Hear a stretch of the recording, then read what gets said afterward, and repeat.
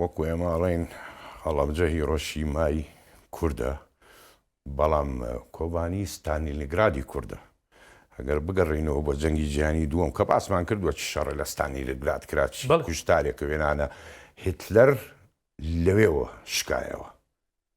داعشیش لە کۆبانی شکایەوە دەستی پێکرد لە هیچ شوێنێکی کە نەوەک لە سووریا نەوەک لە عێراق نە سوپای عێراق نیش کەسێ شکاندنەوەی لە کۆبانیەوە دەستی پێکرد. ئەلێوێنانەوە ئەو شەڕی ئەوانە لێیان کرد. تەبعاً لە کامان کاتا پێشمەرگەی خۆشمان ینی کوردستان بەشدار بوو ڕۆیشتن ئەوانیش شەڕی قارەمانانەیان کرد بەڕاستی. بەڵام لەوێ زۆر سەرکردەی قارەمان و ئازا دەرکەوتێکێ لەوانە کە باسیمان کرد بۆ قەناسەکە موسایە ڕۆڵێکی زۆر سەرێکی هەبوو لە ناوانە ئافرەتیش لێنانە هەروەها شەروانەکان داعش لەوێ کۆتایی پێ هاتوو.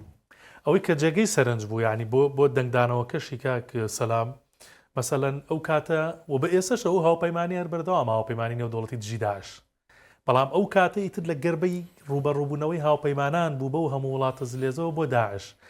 بەڵام ئەو ناوەی کە لە کۆبانێ دەرکرا ینی هەموو هاوپەیمانان بەلایە شەڕوان بەلایە وایە چی تاکتیکێک بووە شەڕیان پێکرد بەرامبەر بە داعش و چی گیان بەختکردنێک بوو لەو کاتەیە کردیان و ئاوا ناوی دەرکرد.